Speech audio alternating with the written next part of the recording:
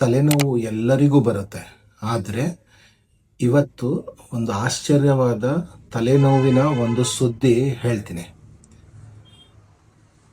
ನಮ್ಮ ಈ ತಲೆನೋವು ನಮ್ಮ ಬ್ರೇನಿಂದ ಬರೋದಿಲ್ಲ. ಶಾಕ್ ಆದ್ರ? ಎಸ್, ನಮ್ಮ ಬ್ರೈನ್ ಪೇನ್ ಇನ್ಸೆನ್ಸಿಟಿವ್ ಸ್ಟ್ರಕ್ಚರ್. ಹಾಗಾದರೆ ಈ ತಲೆನೋವು ಎಲ್ಲಿಂದ ಬರುತ್ತೆ? ಸೊ ನಮ್ಮ ಈ ತಲೆನೋವು ಬ್ರೈನ್ ಜೊತೆಗೆ ಹಲವಾರು ಸ್ಟ್ರಕ್ಚರ್ಸ್ ಇರ್ತವೆ.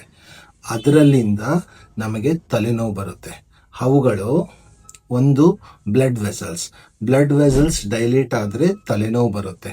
Scalp, falx cerebri, dural sinuses, pial and meningeal arteries.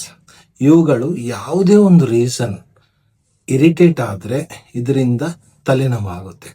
ಅದು ಒಂದು infection, second inflammation, third tumours. So ಈ ರೀಲನ್ನು ನಿಮಗೆ ತಲೆನೋವು ಕೊಡೋ ಫ್ರೆಂಡ್ಸ್, ಇಲ್ಲಾಂದರೆ ನೀವು ತಲೆನೋವು ಕೊಡೋ ಫ್ರೆಂಡ್ಸಿಗೆ ಕಳಿಸಿ.